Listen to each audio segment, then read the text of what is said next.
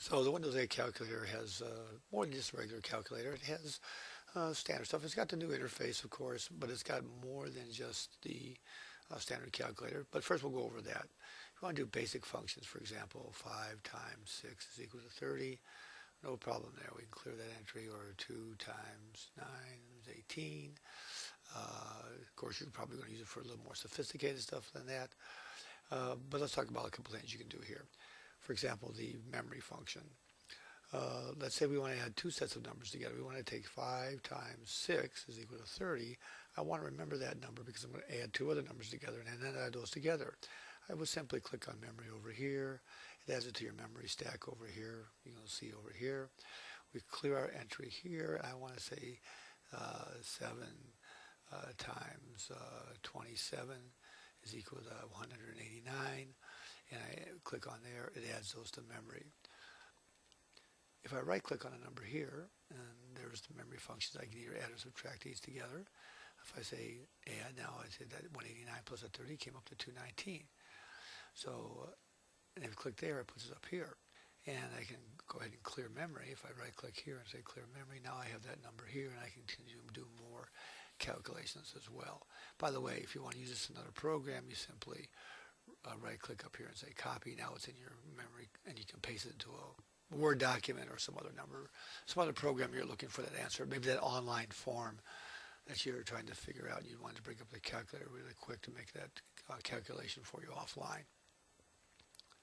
Of course, you have different things here as well. You can find it as the square root of numbers and things like that. So if we clear this, for example, we say 25, the square root of that is 5. Very simple calculation. Same with percentages and fractions and stuff. So that's the standard calculator. It's very simple, very easy to use, and you can always put it in a side window, like from over here. You're trying to get a calculation for over here.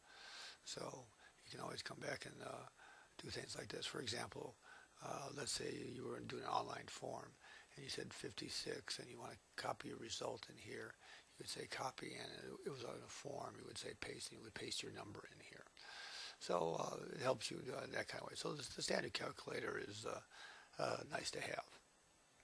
Okay, moving on from the standard calculator, let's shrink this back down again, and we'll go on to the scientific calculator, and we'll clear an entry here. And this does the kinds of things you would expect. For example, you have different kinds of sine, or that's pi, sine, cosine, tangent. Some of the things.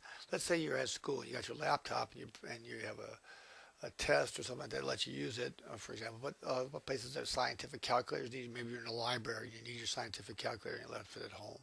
Can't do all the functions, but you can do some of them. Of course, you can do the simple things like 25, the square root of 25, things like you saw on the simple calculator.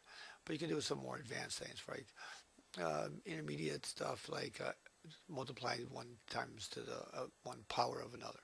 So, for example, if we want to take 2 and raise it to the 3rd power, it's 2 times itself 3 times. So we would go 2 times 2 times 2 equals 8, because it's 2 times 2 is 4, times 2 again is 8. We can do that. That's a simple way of doing it. If we go here and we say 2, and we say to the power of 3, and that's 8. And of course, you wouldn't use it for that simple of a calculation, but if you want to say, I want 25 times to the power of 4, it gives you 390,625. Well, let's do it real quick. Let's do that real quick. 25, right? Times 25 times 25 times 25, and there you are, 390,625.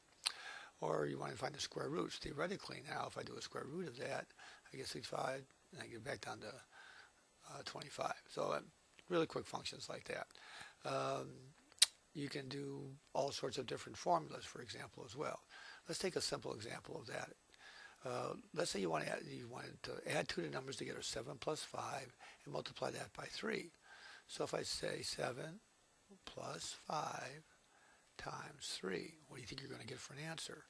22. But that's not correct, because the rules of multiplication, or rules of formulas like that, are that they multiply the ones together first and then add.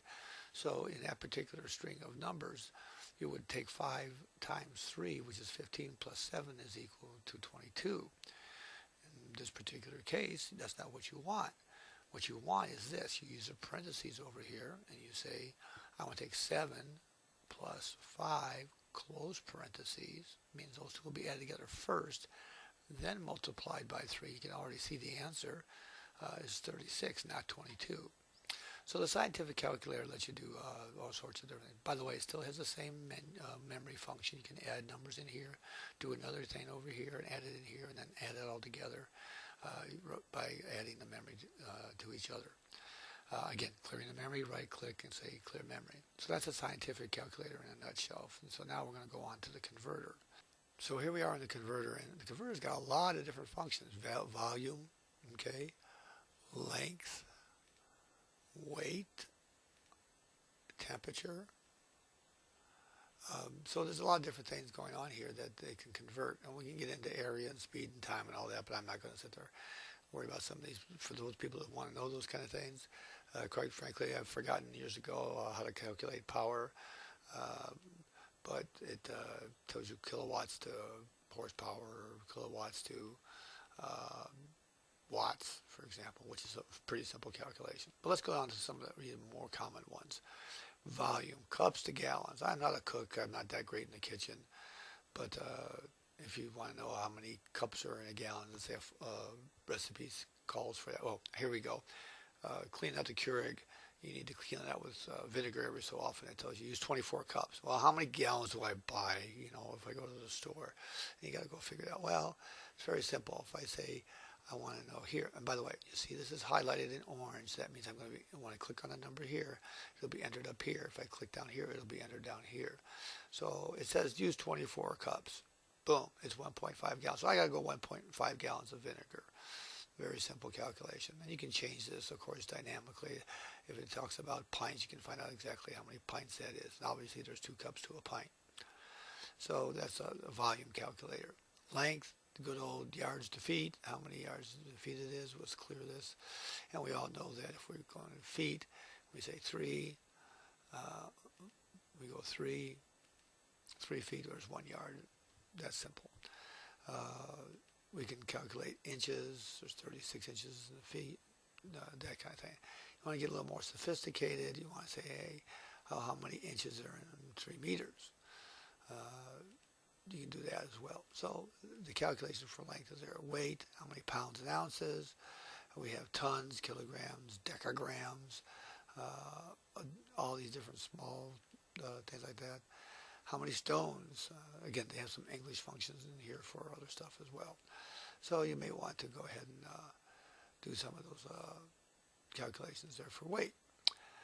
Temperature, of course, we want to know Celsius and Fahrenheit. We want to know if it's, let's just clear the entry here, and it's 74 degrees outside. Oops, it's pretty hot outside. If it's 74 degrees, that's 23 degrees Celsius.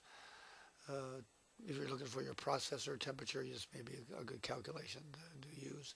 Or if you're comparing against somewhere else in the world, you read a news report. You want to know what the hell that means. Anyways, there's energy, there's speed. But again, the standard and the calculator in Windows 8 has a lot of good quick functionality built in that you can use it while you're online doing different things, or in the kitchen, or in the library on that laptop. Don't have your scientific calculator with you. So don't sell it short. It's a quick, down and dirty way of getting those calculations done that you need every day. So again, enjoy another feature of Windows 8. And don't forget to subscribe to Old Guy Geek. Have hundreds of videos out there, and we're adding more every day.